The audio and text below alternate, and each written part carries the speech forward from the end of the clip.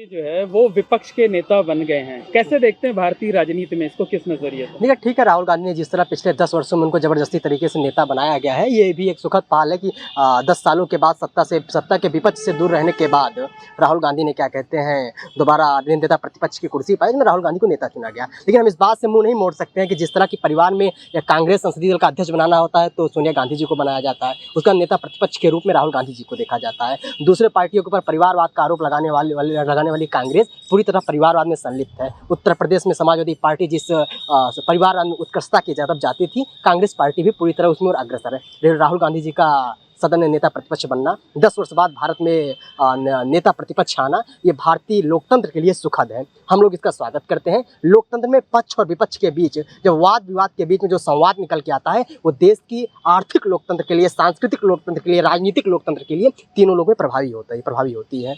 नाम बताइए। प्रकाश सिंह, इकाई उपाध्यक्ष, इलाहाबाद विश्वविद्यालय। गांधी की छवि पिछले कुछ दिनों में जो है एक जुझारू नेता के तौर पर उभरी है, अब वो विपक्ष के नेता बन गए हैं जो है वो, तो क्या लगता है कि इसको भारतीय राजनीति में किस तरह से देखा जाना चाहिए? पिछले 10 सालों से ऐसा था कि कोई मतलब जो संविधान में जो प्रावधान है उस हिसाब से विपक्ष का नेता नहीं था। इसको लेके कभी कांग्रेस और भाजपा के बीच विरार भी होती थी। जब खड़गे जी को बुलाया जाता था तो इनविटेशन पे नेता विपक्ष ना लिख के कुछ और लिखा जाता था। तो हाँ, ये अच्छी बात है कि ठीक है, एक सशक्त विपक्ष आया है। अब राहुल गांधी की बात करें तो पिछले सालों में उन्होंने भारत जोड़ो यात्रा की, काफ़ी उन्होंने मतलब लोगों से मिले, देशवासियों के बीच गए। अब देखना होगा कि कैसा काम करते हैं। मैं तो बस यही चाहूँगा कि वो जो है बिना वजह के संसद में होने वाली कार्रवाइयों का बहिष्कार न करें, बल्कि जम के चर्चा करें, मुद्दे उठाएं, न कि बार बार वॉकआउट कर जाएं।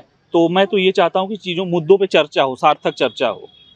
लेकिन कुछ लोग कह रहे हैं कि अगर उनको नेता विपक्ष का पद देना था तो बाहरी किसी आदमी को देना चाहिए था, फिर से वही परिवारवाद की बात उठने लगी है। वो तो कांग्रेस में है ही, ये तो किसी से छिपा नहीं है कि उसमें मतलब परिवार की ही चलती है। तो वो तो उनकी अंदरूनी राजनीति है और वो तो सच है, तो वही है। मतलब बाहरी किसी को देते तो ज़्यादा अच्छा मैसेज। जी, कांग्रेस में ऐसे कई लोग हैं जो मतलब प्रतिभाशाली हैं, जो प्रश्न उठा सकते हैं और सरकार को बाध्य कर सकते हैं जन सामान्य के हितों पे चर्चा करने के लिए। लेकिन अब दुर्भाग्य है देश का। विपक्ष के नेता बने हैं, युवा हैं, तेज तर्रार माने जाते हैं, अच्छी छवि मानी जाती है, जुझारू छवि मानी जाती है, इसे भारतीय राजनीति में किस नज़रिए से देखा जाना चाहिए? ये भारतीय राजनीति के लिए एक युवा हमारे राहुल गांधी जी जो विपक्ष के नेता बने, पहले तो मैं उनको शुभकामनाएं देता हूं। और सरकार की जो विफल नीतियां हैं उनके विरोध में और जनता का एक विश्वास जो उनको मिला है, उनकी सपोर्ट में, उनको संसद में जो उनको अवसर मिला है, इसको वो बहुत अच्छे से भुनाएं और सरकार की जितनी भी नाकामियां हो रही हैं उनको पार्लियामेंट में रख करके और उन नाकामियों पे सरकार को झुकाएं।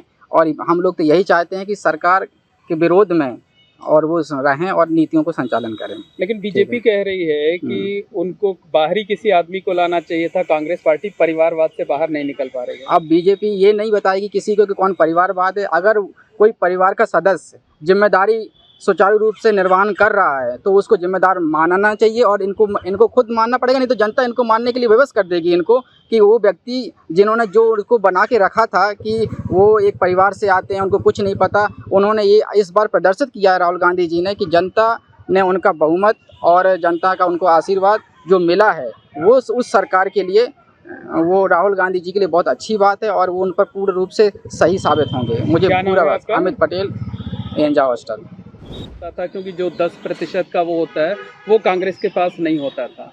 क्या लगता है कि इस बार विपक्ष मजबूत होगा तो देश में जो राजनीतिक हालात हैं वो भी मजबूत होंगे? सबसे पहले तो राहुल जी को मैं शुभकामनाएं देता हूं, क्योंकि उन्होंने एक तो अच्छा काम किया कि वो पूरे भारत में घूमे, उन्होंने लोगों की समस्याओं को सुना, लोगों के बीच में गए। अब वो इसका कितना निवारण करेंगे, क्या करेंगे, उनके ऊपर है, या उनकी सरकार जब बनेगी वो तब करेंगे। और वो जो है एक अच्छे विपक्ष के रूप में हमारे पूजनीय संचालक जी ने भी कहा कि भारत में विपक्ष को विपक्ष के तौर पे लिया जाता है, लेकिन ये विपक्ष जैसा लोकतंत्र में नहीं होना चाहिए, इसको प्रतिपक्ष का नाम देना चाहिए। क्योंकि हर जगह हम लोग एक दूसरे के विरोधी नहीं होते हैं, विपक्ष और पक्ष जो होता है बहुत से ऐसे कानून आते हैं जिसमें हम लोग साथ भी होते हैं, और देश की जब एकता, अखंडता और सांस्कृतिक की बात आती है तो हम लोग दोनों प्रतिपक्ष और पक्ष एक तरफ से मिलकर काम करता है। इसलिए उनको शुभकामनाएं देता हूं और मैं ये उनसे आशा करता हूं कि देश के जो सामान्य मजदूरों, गरीबों, किसानों और सामान्य लोगों की बातें होंगी वो संसद में उठाते रहेंगे। अच्छे कानून अगर कोई बनेंगे तो उनके साथ वो खड़े होंगे, अगर उनको लगता है कि जनता के लिए कुछ अच्छा नहीं है तो उसका वो विरोध करेंगे। उनको भविष्य के लिए शुभकामनाएं। नाम बता दीजिए। अतेंद्र सिंह, पूर्व प्रांत मंत्री, अखिल भारतीय विद्यार्थी परिषद। आज विपक्ष के नेता का पद जो है फिर से बहाल हो रहा है, राहुल गांधी विपक्ष के नेता बन रहे हैं। क्या लगता है कि इससे लोकतंत्र में मजबूती आएगी, क्या कुछ होगा? ये बहुत ही अच्छी बात है। लोकतंत्र की मजबूती के लिए एक सशक्त विपक्ष का होना बहुत आवश्यक है। वो पिछले 10 साल से ऐसा नहीं था, क्योंकि जो 10% का प्रावधान किया गया है भारतीय संविधान में कि जब तक आप किसी 10% अगर आप नहीं पाते 55 सीटें तो जो है आपको विपक्ष का पद नहीं मिलता है। और जो विपक्ष का नेता होता है उसकी बहुत ही बड़ी भूमिका है हमारे संविधान में, क्योंकि बहुत सारे जो संवैधानिक संस्थाएं हैं या वैधानिक संस्थाएं जिसमें जैसे पब्लिक अकाउंट कमेटी हो गई या CBC हो गया, CBI हो गया या लोकपाल की नियुक्ति में, तो विपक्ष का बहुत ही बड़ा रोल होता है।